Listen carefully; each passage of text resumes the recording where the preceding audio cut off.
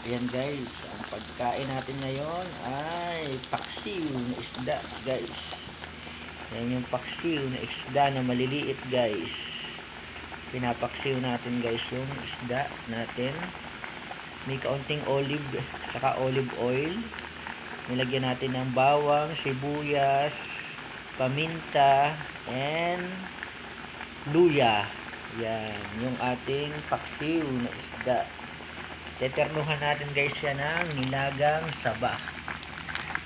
Yan, yung nilagang saba natin guys. Yan, yung ating gagawing pananghalian.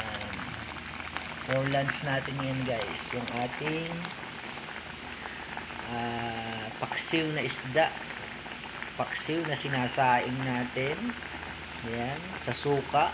Yan. Masarap nun guys. At saka yung ating nilagang saba. Ito yung ating nilagang saba guys. Yummy, yummy. Ayan. Ayan, samahan nyo ako guys sa pagkain ng ating pagkain today. Ayan.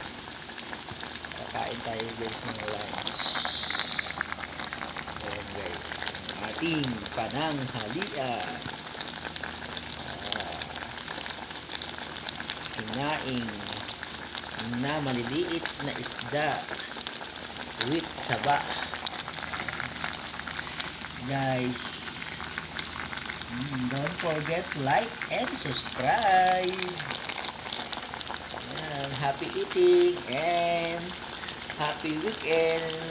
Enjoy your Saturday. Ayan po. Bye-bye muna for now. God bless you all. Wow, yummy, yummy.